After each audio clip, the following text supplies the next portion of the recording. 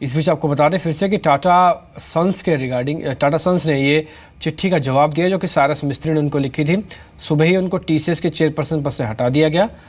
2 board बैठक अभी होनी बाकी हैं, 11 तारीख को और 14 तारीख को। और टाटा केमिकल्स पे हमने आज ही बोर्ड की एक बैठक होने वाली है, तो इस पे जो भी फैसला आगे और डेवलपमेंट होती रहेगी, जैसे जैसे डेवलपमेंट होगी हम आपके सामने बात रखेंगे। फिलहाल इस खबर पे आपको टेक्निकल और न्यूज़ दोनों पॉइंट ऑफ व्यू से हमने आपको बता दिया। चलिए वापस लौटते हैं स्टॉक मार्केट की तरफ। जो और गतिविधियां दिख रही है मार्केट्स के अंदर, उसमें आपकी जो डेरिवेटिव कॉल है एक आशीष, उसमें आपने एक तो इंडिया सीमेंट बोला है, ये सेल के लिए बोला है, कुछ खास वजह? इंडिया सीमेंट कमज़ोर दिख रहा है क्या आपको? डेफिनेटली ये सेल के लिए मैंने एडवाइस किया। आप आज उसका अगर सेटअप देखें, आज पूरे मार्केट में जब हर स्टॉक में काफ़ी तेज़ी आ रही है, पर्टिकुलर स्टॉक बहुत लैकलस्टर मूव कर रहा है। और दूसरी तरफ हम ये देखें 150 का जो बहुत स्ट्रॉन्ग सपोर्ट था इस पर्टिकुलर स्टॉक का, उसको ब्रेक करके नीचे आया है। ये कॉन्ट्रा मूव इस पर्टिकुलर स्टॉक की है पूरे सीमेंट पैक में। और अगर आप देखें पूरे सीमेंट पैक में पिछले 1-1.5 महीने से कंसोलिडेशन में चल रहा था ये पर्टिकुलर स्टॉक, वहां से इसने ब्रेक डाउन दिया है। मुझे लगता है ये ब्रेक डाउन जो इस पर्टिकुलर स्टॉक को और थोड़ा नीचे लेके जाएगा। ट्रेडर्स डेफिनेटली सेल कर सकते हैं।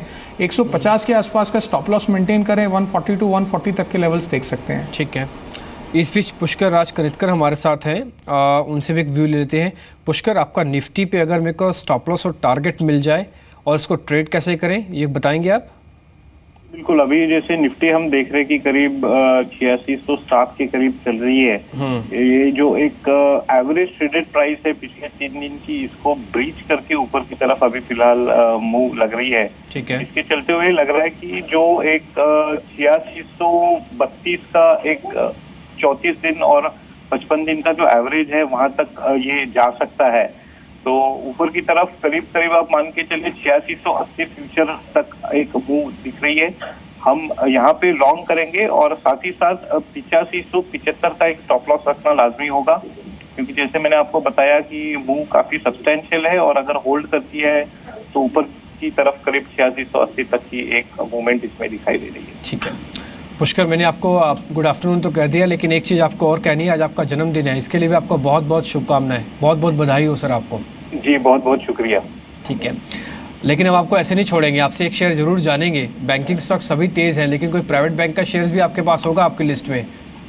जी बिल्कुल, इंडसइंड बैंक अभी फिलहाल काफी हद तक सबड्यूड मूवमेंट में रहा है, तो इसको लग रहा है कि ऊपर की तरफ और मूवमेंट एक आ सकती है। करीब 1225 की तरफ अभी ट्रेड कर रहा है।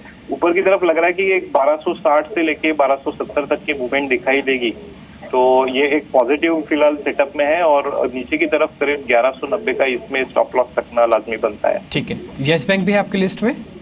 जी बिल्कुल, येस बैंक भी एक लिस्ट में आ रहा है। 1300 की ऊपर अभी अभी इसने एक मूवमेंट दी है।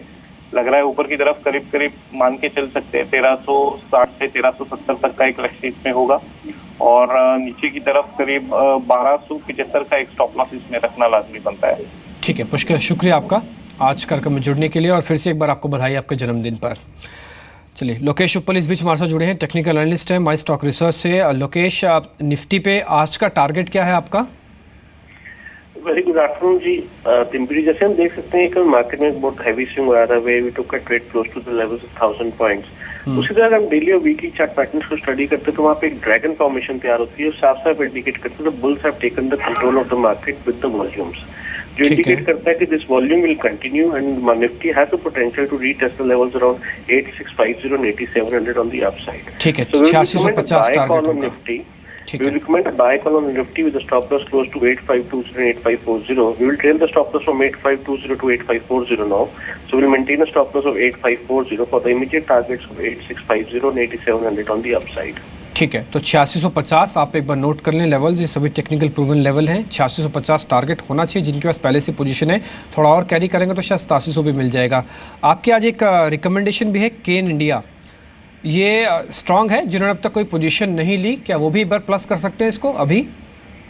देखिए टेम्परेचर के इंडिया के चार्ट्स को स्टडी करते हैं, took a very beautiful bottom support from levels of 228 जहां पे डबल ट्रिपल बॉटम फॉर्मेशंस बनी है, उसके बाद एक अच्छी गैप अप ओपनिंग देखी गई है जो साफ साफ इंडिकेट करता है second leg of formation have just started and the Cairn India has a potential to move the levels around 270 to 275 on the upside.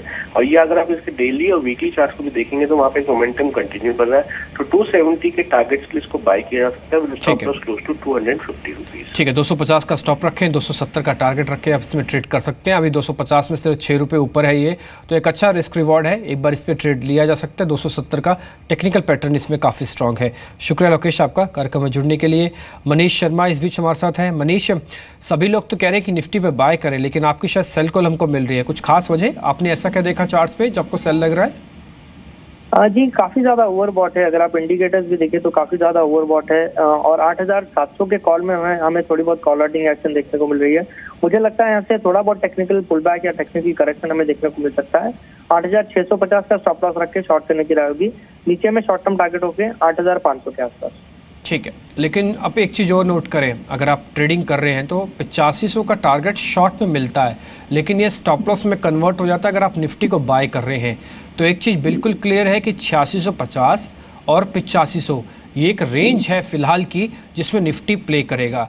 Shorts वाले अपने लेवल समझ लें और जो बाय वाले हैं वो अपने लेवल समझ लें। फ़िलहाल बाय वाले 8650 और शॉर्ट वाले 8500 ही रख के ट्रेड लें। स्टॉप लॉस और जो टारगेट है उसको रिवर्स ऑर्डर में भी एडजस्ट कर सकते हैं। इस बीच नारायण हृदयालय के हमने देखा कि नंबर्स भी आए हैं, और एक बार नंबर्स आपकी पहले स्क्रीन पर रखते हैं, उसके बाद कंपनी के जो चेयरपर्सन एमडी हैं उनसे हम बातचीत करेंगे। लेकिन एक बार हम नंबर आपको बता देते हैं। जो मुनाफा है करीब 64% के आसपास बढ़ा है, शायद यही वजह है कि मार्केट ने इसको आज थम्स अप भी दिया।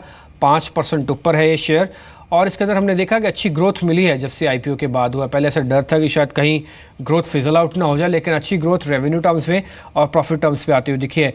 डॉक्टर रघुवंशी इस बीच हमारे साथ हैं, जो कि वाइस चेयरपर्सन एंड एमडी हैं इसी नारायण हृदयालय के। डॉक्टर साहब शुक्रिया समय देने के। पहले तो जी बिज़नेस को जिस तरह के नंबर्स अभी तक आए हैं उसमें एक चीज़ बड़ी इंटरेस्टिंग दिख रही है कि आपका बिजनेस तो बढ़ ही रहा है, प्लस आपके मार्जिन्स भी बढ़ रहे हैं। It's a very good thing. 14% का मार्जिन इस तरह के इंडस्ट्रीज़ के अंदर काफ़ी अच्छा माना जाता है, क्योंकि जैसे नंबर्स अच्छे आ जाते हैं तो एक तरह का चैलेंज भी हो जाता है। इसी नंबर्स को आप मेंटेन रख पाएंगे?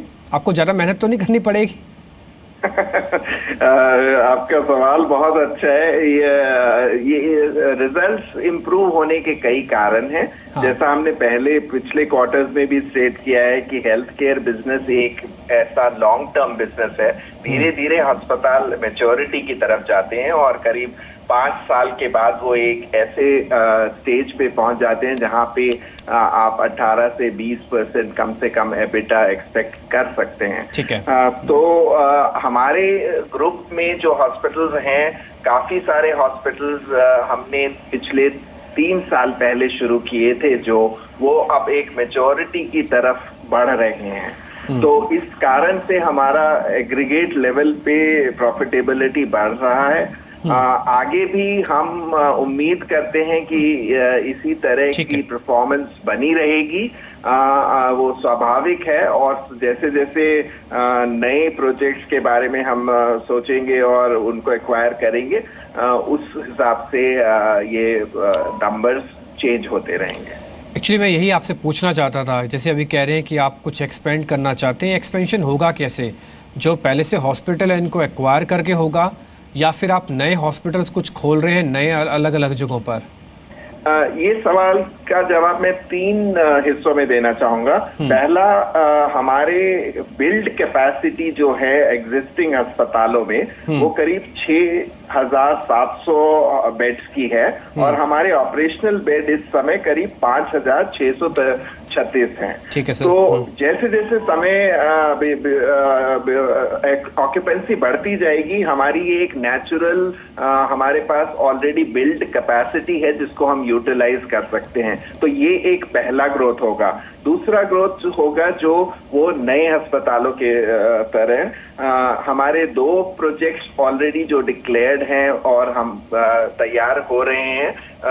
मुंबई में जो बच्चों का हॉस्पिटल है 278 बेड, वो करीब करीब तैयार हो गया है, फाइनल स्टेजेस ऑफ फिटमेंट में है, लाइसेंसेस की प्रक्रिया जारी है। हमें उम्मीद है कि हम जनवरी में उसको पूरी तरह से ऑपरेशनल कर पाएंगे। उसके अलावा हमारा भुवनेश्वर में हमारा लैंड है, वो दूसरा ऑर्गेनिक ग्रोथ की तरफ होगा।